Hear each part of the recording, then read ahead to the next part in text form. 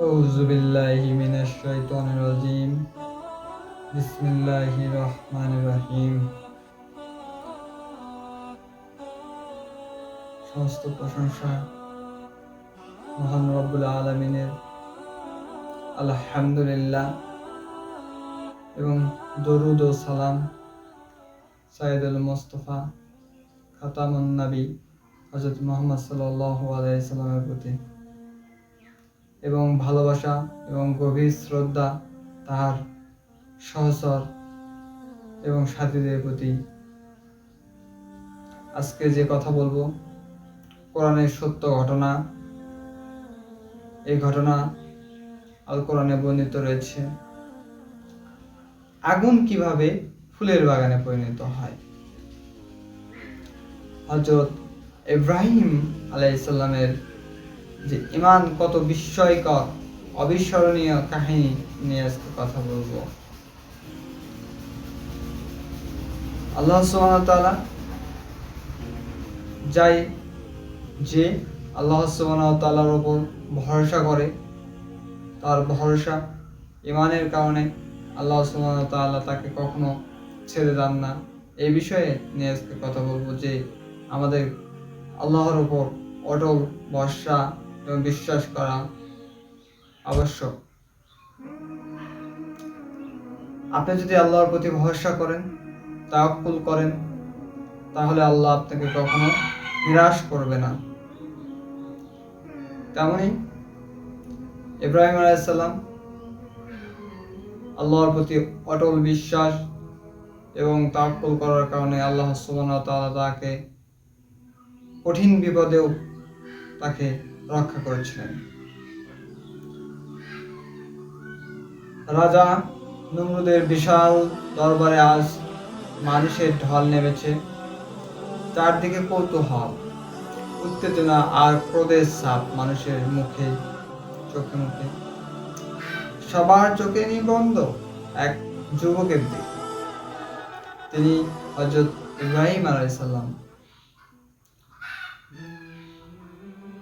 মানুষ দেখছেন ইব্রাহিম আলাইহিস সালামকে বিস্ময়ের চোখে।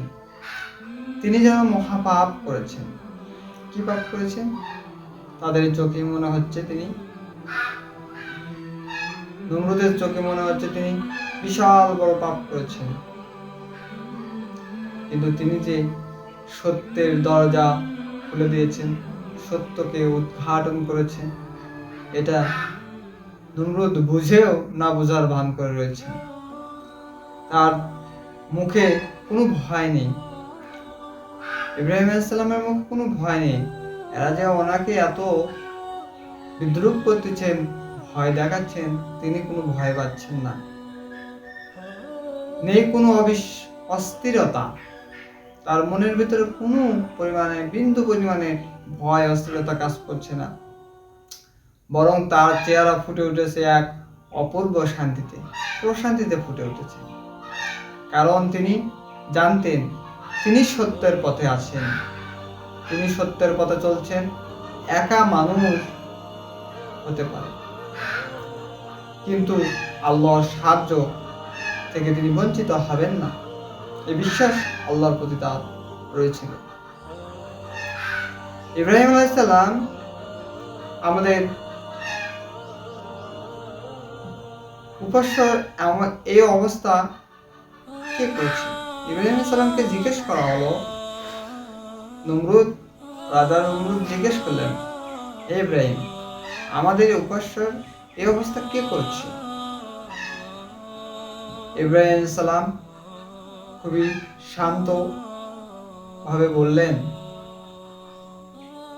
ওই যে সবচেয়ে বড় মুক্তিটা, ওই যে সবচেয়ে বড় উপাস্য তোমাদের, ওকে জিজ্ঞাসা করো, হয়তো সে কিছু বলতে পারবে। যদি তারা কথা বলে তবে তাকেই তোমরা জিজ্ঞাসা করো, কেননা সে তো আমাদের প্রভু। মুহূর্তের জন্য পুরো দরবার স্তব্ধ হয়ে গেল। কিন্তু তারা বুঝতে পারল যে সত্যি তো এরা তো কথা বলতে পারে না। তারা নিজেদের মধ্যে কানাঘষা করতে লাগলো, তাদের অহংকার চূর্ণ হতে লাগলো। কিন্তু তারা নিজেদের আভিজাত্য ও অহংকারের কারণে তারা এই বিষয়টাকে মেনে নিতে পারলেন না, ছাড়তে পারলেন না। তারা বলল, তুমি তো জানো এরা কথা বলতে পারে না। তখন ইব্রাহিম আলাইহিস সালাম বললেন দৃঢ় কণ্ঠে, তাহলে তোমরা কেন এমন প্রভুর ইবাদত করো যা তোমাদের কোনো উপকারে বা ক্ষতি করতে পারে না, যা তোমাদের কোনো উপকার অথবা ক্ষতি করার ক্ষমতা রাখে না? তোমরা তাহলে এমন প্রভু কেন উপাসনা করো? তোমরা কি চিন্তা করো না? তখন এই কথাগুলো তাদের হৃদয়ে আঘাত করলো। কিন্তু তারা সত্যকে গ্রহণ করার পরিবর্তে তারা ক্রোধে অন্ধ হয়ে গেল। নমরুদ সিংহাসন থেকে উঠে দাঁড়ালেন এবং গর্জে উঠে বললেন, নমরুদ সিংহাসন থেকে উঠে দাঁড়ালেন রাগে ক্রোধের কারণে।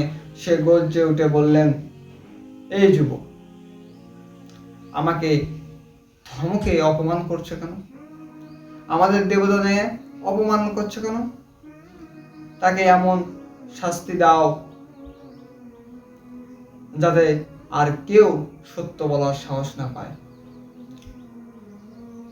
সঙ্গে সঙ্গে রাজা সর্বত্র ঘোষণা করে দিলেন যে ইব্রাহিম আলাইহিস সালামকে এমন শাস্তি দেওয়া হবে যে পৃথিবীর ইতিহাসে আর কখনো কাউকে দেওয়া হয় নাই। একটি বিশাল অগ্নিকুণ্ড প্রস্তুত করা হলো, যার বিশালতা এমন যে দিনের পর দিন সে আগুনটাকে বড় করার জন্য কাঠ সংগ্রহ করা হলো। এত বড় আগুন তৈরি করা হলো, তার তাপের কারণে তার কাছে কেউ দাঁড়াতে পারত না। আকাশ দিয়ে উড়ে যাওয়া পাখিগুলো ঝলসে মাটিতে পড়ে যেত। শিখা আকাশ ছুঁয়ে ফেলল, ধোঁয়া আকাশকে অন্ধকার করে গেল। আগুন এতটা ভয়ঙ্কর ছিল যে মানুষ তার কাছে দিয়ে কেউ যাওয়ার সাহস করতে পারত না। এবং ইব্রাহিম আলাইহিস সালামকে যে আগুনের মধ্যে নিক্ষেপ করা হবে, তা কেউ কাছে যেয়ে নিক্ষেপ করতে পারবে না। তারা তখন চিন্তা করলো কিভাবে নিক্ষেপ করা হয়। তাই তারা একটি বড় মাপের যন্ত্র আবিষ্কার করলেন, যাতে দূরে থেকে ইব্রাহিম আলাইহিস সালামকে আগুনের মধ্যে ছুঁড়ে ফেলা যায়। চারদিকে হাজারো মানুষের ভিড়। আজকে দেখতে এসেছেন সবাই যে ইব্রাহিম আলাইহিস সালামকে আগুনে নিক্ষেপ করা হবে। কেউ হাসছে, কেউ বিদ্রুপ করছে, কেউ ভাবছে আজ সত্য কণ্ঠে চিরদিনের জন্য নিভে যাবে, চিরতরে এই কণ্ঠটাকে রোধ করা হবে। তারা তো জানতো না যার রক্ষা করছেন স্বয়ং আল্লাহ। যাকে রক্ষা করেন স্বয়ং আল্লাহ, তার কোনো বিপদ নেই, তার কোনো ভয় নেই। তার কিসের বিপদ, কিসের ভয়? তিনি তো সামনের দিকে অগ্রযাত্রায় অগ্রগামী হয়ে থাকেন। তাকে পৃথিবীর কোনো আগুন যে পোড়াতে পারবে না, এটা কেউ জানতো না। ইব্রাহিম আলাইহিস সালামকে দড়ির মাধ্যমে বেঁধে সে আগুনের দিকে নিক্ষেপ করা হলো।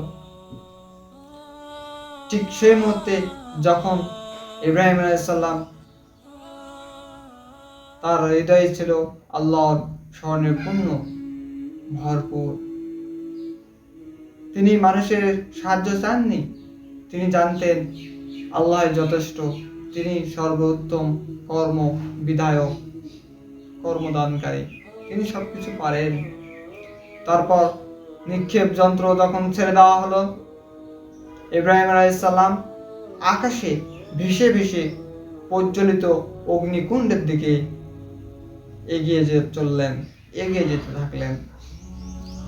হাজারো মানুষ চোখের ঠিক সে দৃশ্যটি দেখছে এবং তারা তিরস্কার করছেন ইব্রাহিম আলাইহিস সালামকে।